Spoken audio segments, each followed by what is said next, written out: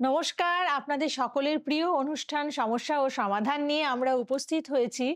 আর আজকের অনুষ্ঠানের শুরুতেই একটি হাড় হিম করা কাহিনীর কথা বলবো সংক্ষেপে। আহ, একজন মেধাবী ছাত্র, তাকে তার বাবা বলেছিলেন যে তুমি ডাক্তার হও, এবং এই ডাক্তার হওয়ার জন্য ছেলে আর বাবার মধ্যে প্রায়শই ঝামেলা লাগতো। মানে পড়াশোনা করার জন্য বাবা চাপ দিতেন এবং ছেলেটি অন্যরকম ইচ্ছে ছিল। এবং তারপরে দেখা গেল একদিন ছেলেটি তার বাবাকে খুন করে এবং তাকে একটি বস্তাবন্দি করে ফেলে দিয়ে আসে। এরকম একটি সত্য কাহিনী, যা আমাদের আজকের বাস্তবকে দেখায়, যা আমাদের আধুনিকতাকে দেখায় এবং আমাদের যান্ত্রিক জীবনকে দেখায়।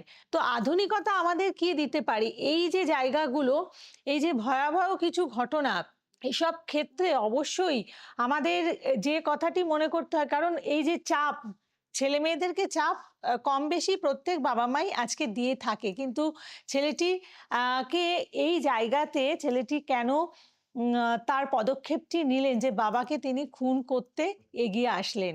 এখানেই কিন্তু আমাদের গ্রহ নক্ষত্রের খেলা। মানে একটা কথা আছে জ্যোতিষে, মানুষ ঘোরে গ্রহের ফেরে। তাই গ্রহ শান্তি করা, গ্রহ সংরক্ষণ করা, গ্রহের পুজো করা, এগুলো কিন্তু ভীষণভাবে দরকার। তাই আজকে আমরা অত্যাধুনিক হয়েও অনেক জায়গা থেকে আমরা কিন্তু অশান্তিতে হয়েছি, আমাদের মূল মানবিকতার দিকটাই হারিয়েছি। আর এই যে হারিয়ে যাওয়া দিকগুলো বা আমাদের শাস্ত্রের মূল কথাগুলো দেখতে হলে আপনাদের আমাদের এই অনুষ্ঠানের সাথে থাকতে হবে, এবং সাথে থাকতে হবে সেই মানুষটি যিনি আজকে বহু বছর ধরে জ্যোতিষ ও তন্ত্রের সাথে রয়েছেন, আমাদের সনাতন শাস্ত্রের সাথে যুক্ত রয়েছেন। আমাদের এই শাস্ত্রের রক্ষক ও বাহক তাকে আমরা ধরে নিতে পারি। জ্যোতিষ অধ্যাপক জয়দেব শাস্ত্রী এমনই একজন ব্যক্তিত্ব, যিনি বহু ছেলে মেয়েকে তাদের পথভ্রষ্ট জীবন থেকে সঠিক লক্ষ্যে পৌঁছে দিয়েছেন এবং চাকরিহারা বা বেকার যুবকদেরকে চাকরি পেতে সাহায্য করেছেন, ঘরের অশান্তি দূর করেছেন, এরকম অনেক সমস্যার সমাধান করেছেন। তো আজকেও অনেক সমাধান নিয়ে আমরা উপস্থিত হয়েছি এবং আপনাদের জন্য উপস্থিত আছেন জ্যোতিষ অধ্যাপক জয়দেব শাস্ত্রী। স্বাগত জানাই, নমস্কার। নমস্কার। জয় শ্রী ঠাকুর রামকৃষ্ণ, জয় শ্রী ঠাকুর রামকৃষ্ণ, জয় শ্রী ঠাকুর রামকৃষ্ণ। সমস্যার সমাধান অনুষ্ঠানে আপনাদের সবাইকে স্বাগত জানাই এবং আজকে কিছু কোশ্চেনের অ্যান্সার নিয়ে এসেছি। আর আপনাদেরই করা সেই কোশ্চেনের অ্যান্সার, সেই অ্যান্সারগুলি আপনাদের কাছে কতটা গ্রহণযোগ্য সেটা কিন্তু আপনারা লিখে আমাদের জানাবেন। সরাসরি সময় নষ্ট না করে চলে যাই আমাদের কোশ্চেন অ্যান্সার পর্বে। হ্যাঁ, আমাদের আজকে মোটামুটিভাবে অনেকের কাছে স্মার্টফোন আছে। তো আমাদের এই স্মার্টফোন আর এই জন্মছক, মানে আমাদের জন্মালেই তার একটা জন্মছক থাকবে। তো জন্মছকের মধ্যে কি কোনো মিল আছে? দেখো, বর্তমান যুগে স্মার্টফোন যেমন আপনার সব ডেটা সেভ করে রাখে, জন্মছকও আপনার গত জন্মের ডেটা বা কর্মফলের স্টোরেজ। ল্যাগ করলে যেমন ফোন রিসেট করতে হয়, গ্রহের দশায় জীবন ল্যাগ করলে জ্যোতিষী আপনাকে রিবুট করার পথ দেখায়। একটা ছোট গল্প বলি। এক ব্যক্তি অভিযোগ করলো তার ফোনে নেটওয়ার্ক নেই। দেখা গেল সে মাটির নিচে একটি ঘরে বসে আছে। জ্যোতিষী বললেন, দোষ টাওয়ারের নয়, আপনার অবস্থানের। অর্থাৎ সঠিক জায়গায় না থাকলে গ্রহের শুভ ফল পাওয়া যায় না। একটা বাণী বলি, যেমন মেঘ সূর্যকে ঢাকতে পারে কিন্তু নেভাতে পারে না, তেমনি গ্রহের কুপ্রভাব আপনার ক্ষমতাকে ঢাকতে পারে কিন্তু শেষ করতে পারে না। এটা মাথায় রাখবেন। আর ছোট্ট একটা জোকস বলি, মজার জোকস। জ্যোতিষী, আপনার সামনের সময় খুব উজ্জ্বল। আর মক্কেল বলল, কেন? জ্যোতিষী বলল, কারণ আপনার হাতে কোনো কাজ নেই, সারাদিন ফোনের স্ক্রিনের আলোতেই আপনার মুখ উজ্জ্বল থাকবে। তাই জ্যোতিষ ব্যাখ্যা বলে যে লগ্ন হলো আপনার প্রসেসর আর চন্দ্র হলো র্যাম। চন্দ্র দুর্বল হলে মন হ্যাং করে। বুঝতে পারলে? একটা মন্ত্র বলি, মনের শান্তি ও স্থিতিশীলতার জন্য চন্দ্রের মন্ত্র, ওং শ্রম শ্রীম সোম স চন্দ্রমাসে নামা। প্রতি সোমবার রূপোর গ্লাসে জল পান করুন এবং পূর্ণিমার রাতে কিছুক্ষণ চাঁদের আলোয় বসে থাকুন, দারুণ ফল পাবেন। একদম। আচ্ছা, আপনি তো তন্ত্র করে থাকেন, মানে তন্ত্রের চর্চাও করেন। ইয়েস। আচ্ছা, এই যে তন্ত্র, এই তন্ত্র কি কেবল ভৌতিক ব্যাপারের সাথে যুক্ত, নাকি এর মধ্যে কোনো এনার্জি সায়েন্স রয়েছে? তন্ত্র মানে হলো সিস্টেম। হুম। আমি একদম বাংলা পাতি ভাষায় বলছি, তন্ত্র মানে হলো সিস্টেম। মহাবিশ্বের সুপ্ত শক্তিকে নিজের প্রয়োজনে ব্যবহার করার নামই হলো তন্ত্র। এটি কোনো অন্ধকার জাদু নয়, বরং শক্তির রূপান্তর। বুঝতে পারলে? তো তান্ত্রিক শক্তি আমরা জানি, তান্ত্রিক শক্তি নিয়ে একটা ছোট্ট কথা বলবো, তার আগে একটা গল্প বলি। এক শিষ্য তার গুরুকে বলল, আমি অদৃশ্য হতে চাই। গুরু তাকে এক অন্ধকার ঘরে বন্ধ করে দিলেন। 7 দিন পর শিষ্য বলল, আমি বুঝেছি, যখন আমি নিজের অহংকারকে অদৃশ্য করি, তখনই আমি প্রকৃত জ্ঞানী হই। বুঝতে পারলে? তাই শক্তি ছাড়া শিব সব মাত্র, সব, অর্থাৎ কর্ম ছাড়া লক্ষ্য কেবল মৃতদেহ। রাহু ও কেতু তন্ত্রের কারক গ্রহ। এরা যদি অষ্টম বা দ্বাদশ ঘরে থাকে, তবে মানুষের রহস্য বিদ্যায় ঝোঁক বাড়ে। নেতিবাচক শক্তি দূর করতে বগলামুখী মন্ত্র পাঠ করো। ওং হ্লিং বগলামুখী সর্ব দুষ্টানাং বাচং মুখং পদং স্তম্ভায়, এই মন্ত্রটা পাঠ করো। বাড়ির সদর দরজার উপরে, ভেতরে ও বাইরে সামনাসামনি 2টি গণেশ মূর্তি বা ছবি বসান। এতে নেতিবাচক নজর থেকে বাড়ি রক্ষা পায়। আচ্ছা, বেশ। তাহলে তন্ত্রের সাথে মানে তন্ত্রকে আপনি ব্যবহার করছেন, কিন্তু ওই যে ভয়াবহ যে তন্ত্র, আমরা অনেকেই তন্ত্র বলতে একটা ভয় পেয়ে যাই, সেই জায়গাটা কিন্তু নয়। কারণ জ্যোতিষ অধ্যাপক জয়দেব শাস্ত্রী মানেই হচ্ছে এইভাবে তন্ত্রের প্রয়োগ আমাদের সাধারণ জীবনে, আমাদের প্রাত্যহিক জীবনে তিনি এভাবেই তন্ত্রের প্রয়োগ করে থাকেন আর আপনাদের ভালো রাখেন। তো এবার আসবো রান্নাঘরের প্রসঙ্গে। রান্নাঘরের সাথে আমাদের ভাগ্য কি কোনোভাবে জড়িয়ে ইয়েস রয়েছে? ইয়েস ইয়েস, অবশ্যই হুম, অবশ্যই। রান্নাঘর হলো বাড়ির এনার্জি হুম, সেন্টার। হুম। রান্নাঘর হলো বাড়ির এনার্জি সেন্টার। প্রাচীন শাস্ত্রে একে আগ্নেয়কোণ বা মঙ্গলের স্থান বলা হয়। রান্নার ধরন আপনার মেজাজ আর ভাগ্য দুই নিয়ন্ত্রণ করে। একটা গল্প বলি। একদম, নিশ্চয়ই। এক রাজার রাঁধুনি খুব রাগী ছিল। সেই খাবার খেয়ে রাজা দিনের পর দিন উগ্র হয়ে উঠলেন এবং যুদ্ধে হারলেন। পরে দেখা গেল রাঁধুনি বদলাতে রাজার মেজাজ ঠান্ডা হলো এবং তিনি বুদ্ধি দিয়ে রাজ্য ফিরে পেলেন। তার মানে কি বুঝলাম? মানে রাঁধুনি চেঞ্জ করলো, মানে রাঁধুনি মানে রান্নার লোক যদি খারাপ হয়, তাহলে তোমার রান্নাটাও ভালো হবে না। মানে অন্নই ব্রহ্ম, শুদ্ধ অন্ন শুদ্ধ মন তৈরি করে। বুঝতে পারলে? একটা জোকস বলি। স্ত্রী জ্যোতিষী বলছেন, আমার হাতে রাজযোগ আছে। স্বামী বলল, ঠিকই বলেছেন, রান্নাঘরে সারাদিন হাতা খুন্তি নিয়ে রানীর মতোই তো রাজত্ব করো। বুঝলে? জ্যোতিষ ব্যাখ্যা, আগুন হলো মঙ্গল। যদি রান্নাঘর নোংরা থাকে, তবে মঙ্গলের কুপ্রভাব পড়ে, যা থেকে রক্তচাপ বা ঋণ বৃদ্ধি পায়। তুমি যদি তন্ত্রের আলোচনা করি, অন্নপূর্ণা স্তোত্র পাঠ করলে ঘরে কখনো অন্নের অভাব হয় না। ওং হ্রিং শ্রীং অন্নপূর্ণায় নমঃ। সূর্যাস্তের পর কাউকে নুন বা টক দই দান করবেন না, এতে ঘরের লক্ষ্মী রুষ্ট হয়। এরকম ছোট্ট ছোট্ট কিছু নিয়ম যদি মেনে চলা যায়, তাহলে কিন্তু অনেক উপকার পাওয়া যায়। একদম। সবাইকে বলি যে মানে জীবনের প্রত্যেকটা মুহূর্তে কিছু কিছু নিয়ম, কিছু কিছু উপায়, কিছু কিছু উপদেশ জীবনটাকে বদলে দেয়। ঠিক। আ আমি আবার বলব যে এই দেখুন, দৈনন্দিন জীবনে জ্যোতিষ অধ্যাপক জয়দেব শাস্ত্রী যেভাবে আমাদের তন্ত্রের প্রয়োগগুলো বলছেন, এটা কিন্তু তার ক্রমাগত একটি গবেষণার ফলাফল আমরা ধরে নিতে পারি। তাই না? প্রতিনিয়ত তিনি এই বিষয়টি নিয়ে নাড়াচাড়া প্রচুর করছেন। চর্চা করি, প্রচুর চর্চা আর করি। এভাবেই কিন্তু আপনাদের জীবনে এগুলোকে প্রয়োগ করছেন। তাই এই ব্যাপারগুলো কিন্তু অন্য কোনো অনুষ্ঠানে আপনারা পাবেন না। অতএব এই অনুষ্ঠানটি আপনারা অবশ্যই মন দিয়ে দেখবেন। আর যদি কিছু মিস করেন, তাহলে কিন্তু আবার এগুলোকে YouTube এ আপনারা পেয়ে যাচ্ছেন। আচ্ছা, এবার বলব, এই যে জ্যোতিষের আমরা আশ্রয় নিই, তো এই জ্যোতিষ কি আম আমাদের আ ব মানে বলতে পারি যে এটা হচ্ছে অলস যারা কুঁড়ে, তাদের অজুহাত, নাকি এটা সাহসীদের হাতিয়ার? এমন একটা কথা বললে, আমি তো জ্যোতিষী, এটা খুব কষ্ট লাগে এসব কথা শুনলে। না, মানে কিছু হলো না, না জ্যোতিষের একটা বলল যে সত হ্যাঁ জ্যোতিষী বলেছেন। আচ্ছা, আচ্ছা, দেখো, জ্যোতিষ অলসদের জন্য নয়, বীরভোগ্য বা বীরভোগ্যা বসুন্ধরা অর্থাৎ পৃথিবী সাহসীদের। জ্যোতিষ কেবল আপনাকে বলে কোন দিকে বাতাস বইছে, যাতে আপনি পালের মুখ সেই দিকে ঘুরিয়ে দ্রুত গন্তব্যে পৌঁছতে পারেন।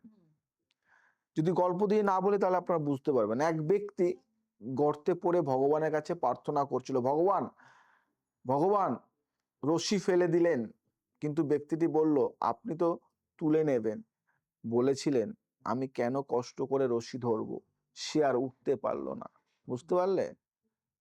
আমি তোমাদের সবাইকে একটা কথা বলি, ভগবান তোমাকে কিছু জিনিস দেবে, কিন্তু কাজটা তোমাকে নিজেকে করতে হবে। ভগবান তোমাকে দড়ি দেবে, উঠতে তোমাকেই হবে। ভাগ্য তার সাথেই হাত মেলায় যে নিজের হাত গুটিয়ে বসে থাকে না। ভাগ্য দেখবে তাকেই দেয় যে নিজে কর্ম করে। নবম ঘর হলো ভাগ্য, কিন্তু দশম ঘর হলো কর্ম। তাই দশম ঘর বলবান না হলে নবম ঘর আপনাকে কিছুই দিতে পারবে না। কর্মে সাফল্যের জন্য সিদ্ধি বিনায়ক মন্ত্র পাঠ করতে পারেন।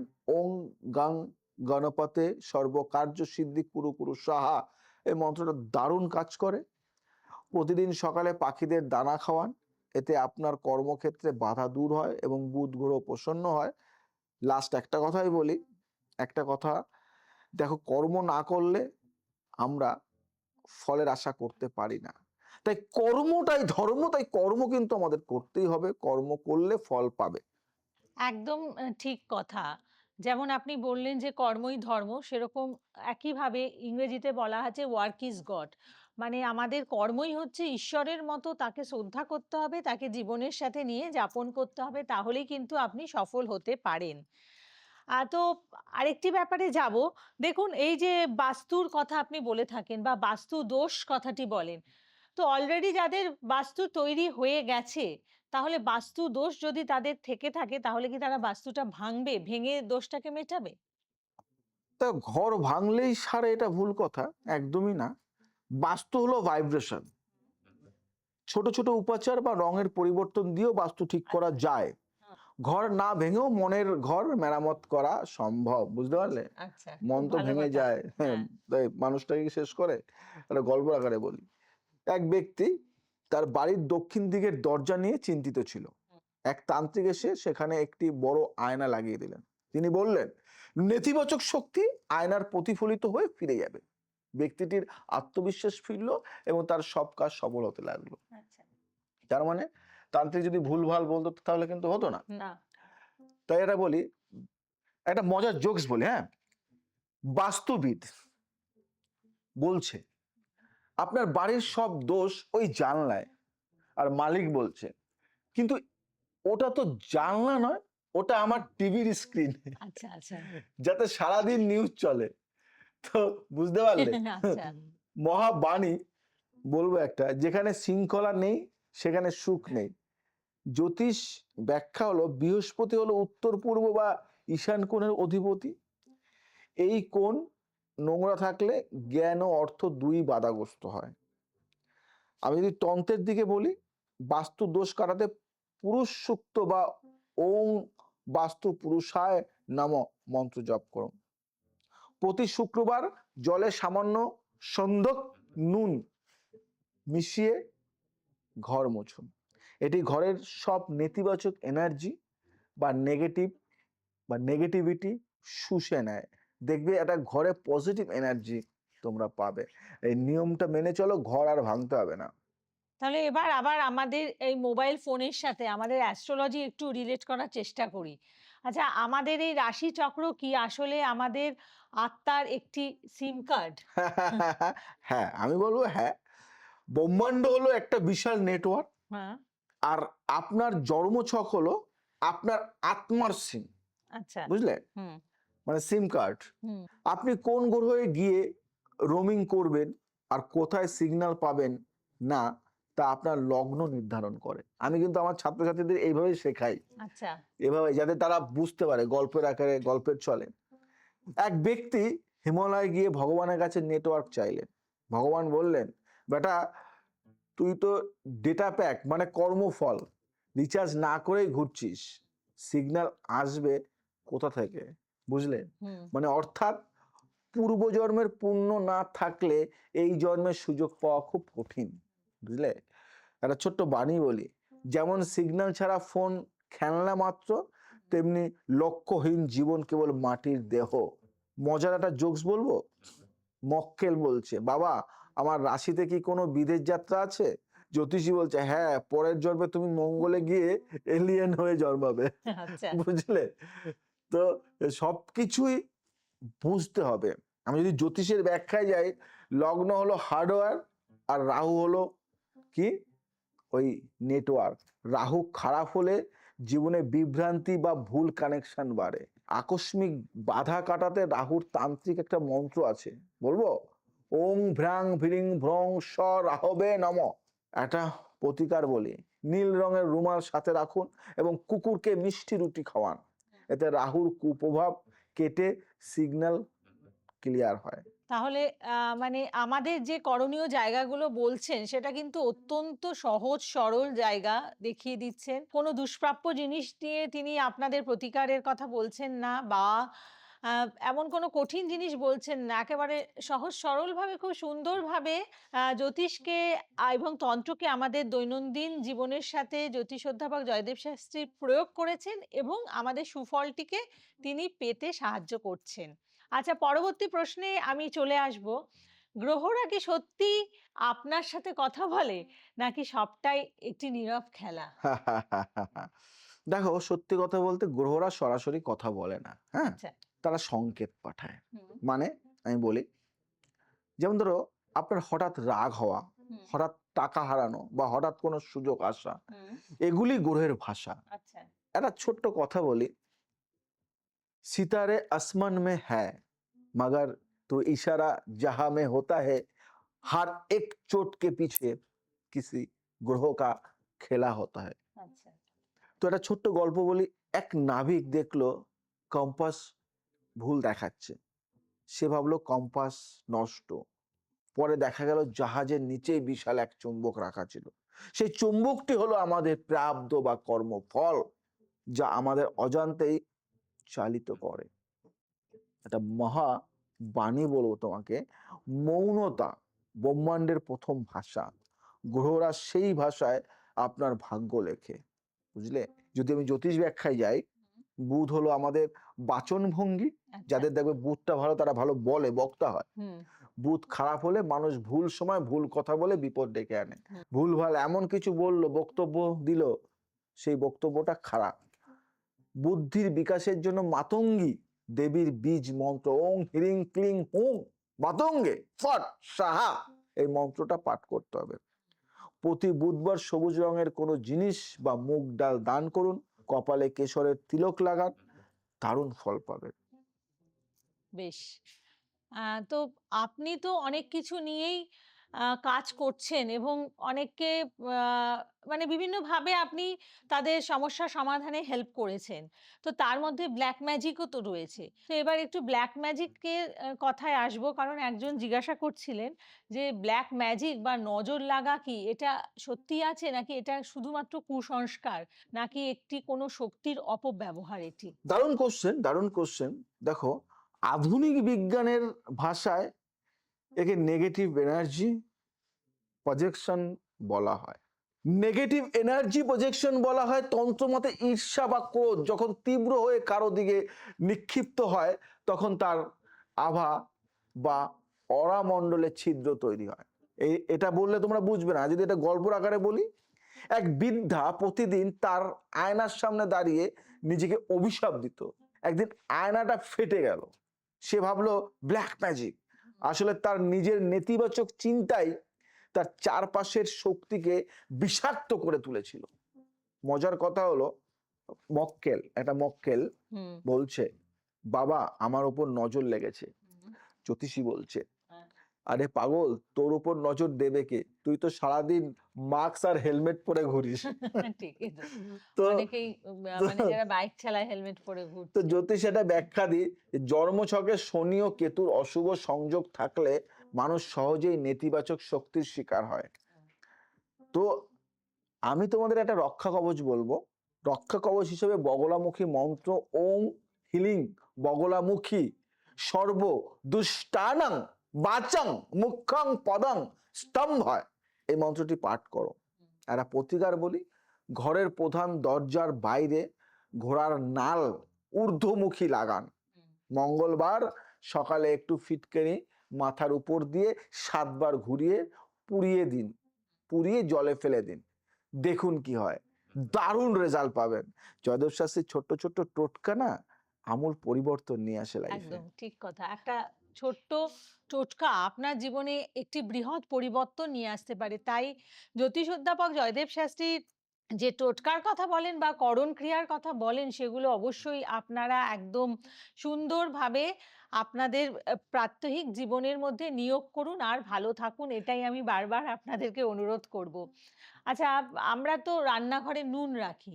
তো এই যে নুন রাখি, তো এই নুন রাখাটা কি আমাদের কোনোভাবে অর্থভাগ্যের চাবিকাঠি হতে পারে?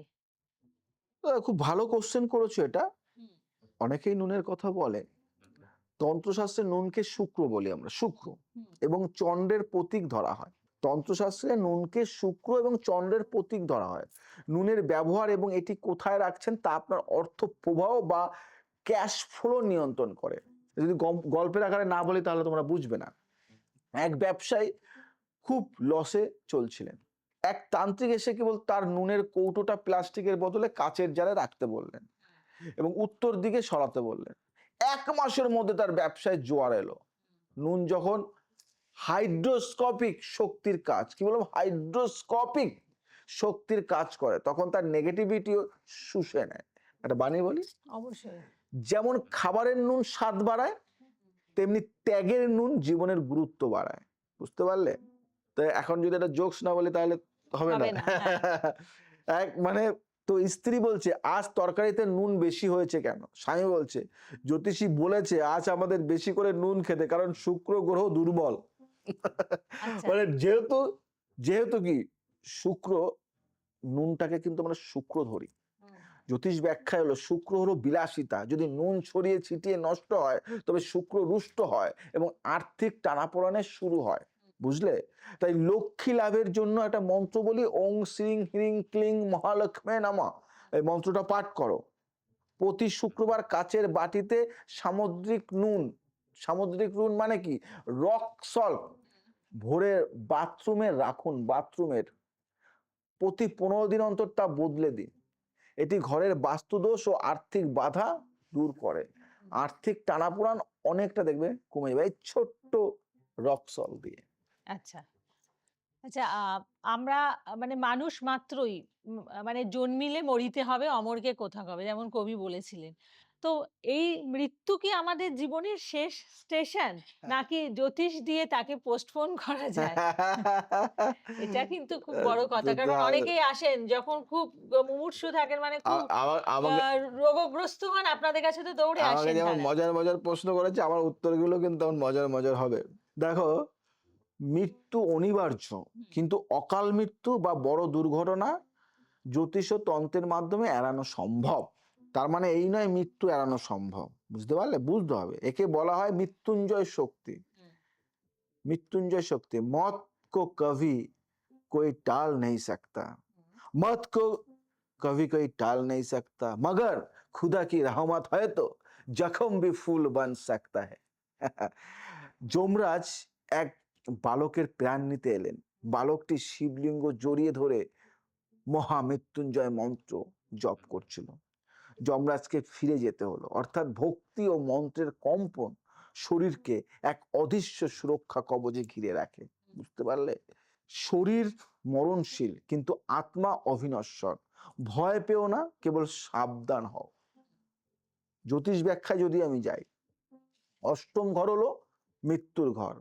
মারক গ্রহের দশা চললে দুর্ঘটনা বা বড় রোগের আশঙ্কা থাকে।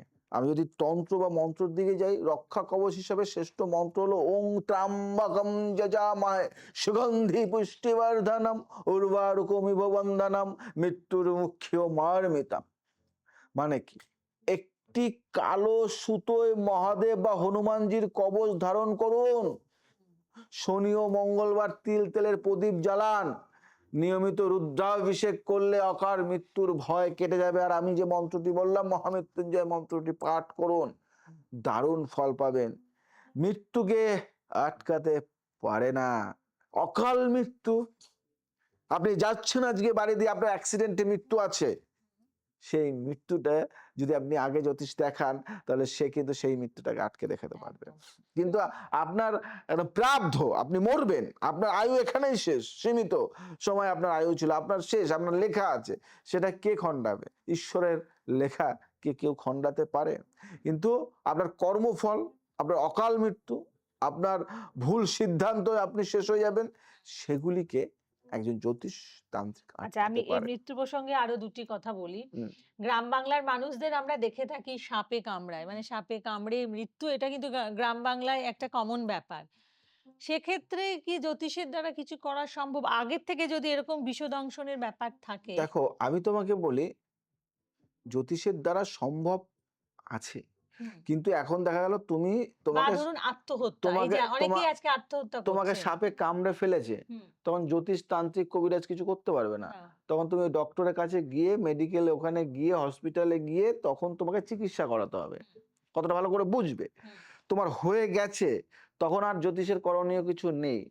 তোমার হাত ভেঙে গেছে, তোমাকে আগের থেকে এটা তো হ্যাঁ, সবসময়। হ্যাঁ, হাত ভেঙে গেছে, তোমাকে এখন হাত ওই ডক্টরের কাছে গিয়ে তোমাকে প্লাস্টার করাতে হবে। তোমার গুলি লেগেছে, গুলি আছে এখানে, জ্যোতিষ সেটাকে কি করবে? হুম। জ্যোতিষ তোমাকে কি করবে? জ্যোতিষ আগে থেকে তোমাকে সাবধান করে যাতে গুলিটা না লাগে। না লাগে, হ্যাঁ। জ্যোতিষ আগে থেকে তোমাকে সাবধান করবে যাতে তোমাকে সাপে কামড় না দেয়, সেইভাবে তোমাকে সেইভাবে প্রোটেকশন করবে, যে তুমি ওই জায়গায় যাবে না, ওই জায়গায় গেলে এইটা তুমি ধারণ করে যাও বা এই প্রোটেকশনটা নিয়ে যাও। ঠিক। তোমার হয়তো পায়ে সাপে কামড় দেবে, হুম। সাপে কামড়ে মৃত্যু আছে, আচ্ছা। কিন্তু পায়ে যদি একটা গামবুট পরে যাও, তাহলে সাপে কামড় দিলে তোমাকে তোমাকে দংশন করতে পারছে না। হুম, হুম, তো ব্যাপারটা এরকম, একটা তোমার বৃষ্টি পড়বে, বৃষ্টিকে কে আটকাবে? হুম। কে আটকাবে? বৃষ্টি তো পড়বে, তোমার জলটা গায়ে না, একটা ছাতা দিয়ে দেবো, একটা রেনকোট দিয়ে দেবো, একটা এবং গাড়ি থাকবে। কিছু, কিছু ক্ষেত্রে দেখা যায় যে মানে এমন কিছু পরিস্থিতির সম্মুখীন হয় অনেকেই, যেটা তাদের কাছে মৃত্যু সম। মানে আমি একটা খবর দেখছিলাম, একটি বাচ্চা মেয়ে 9-10 এ পড়ে। তাকে ওই যে সাপে দংশন করার পর সে বেঁচে গেছে, কিন্তু সে এখন আর কিছু করতে পারে না, মানে পঙ্গু হয়ে রয়েছে। এই জায়গাগুলো অবশ্যই জ্যোতিষের সাহায্যে একদম, একদম, নিশ্চয়ই কিছু করা একদম। যায়। কারণ জ্যোতিষ আমাদের সাধারণ মানুষের পাশে রয়েছে। আপনাদের ভালোর জন্য জ্যোতিষের প্রয়োগ বা দেখো, জ্যোতিষশাস্ত্রের নির্মাণ মুনি জ্যোতিষ ঋষিরা আজ হাজার, হাজার বছর জ্যোতিষ পূর্বে করেছেন। আজকের শাস্ত্র তো নয়, হাজার হাজার বছর আগের শাস্ত্র। হুম। এবং আমরা জ্যোতিষীরা খারাপ হতে পারি, জ্যোতিষ শাস্ত্রটা খারাপ নয়। তো সেই শাস্ত্রটা যদি ঠিকঠাকভাবে অধ্যয়ন করা যায় এবং সঠিক যদি বিচার করে তাকে যদি সঠিক গাইড করা যায়, তাহলে সেটা সব থেকে ভালো হয়। এবং আহ, এটুকু তোমায় বলি, জ্যোতিষ মানে না বা জ্যোতিষ দ্বারা উপকার পায়নি এমন লোক খুব কম আছে। কম আছে, হ্যাঁ। যারা ডিবেট বিশেষ করে করে, আপনার কাছে এসে।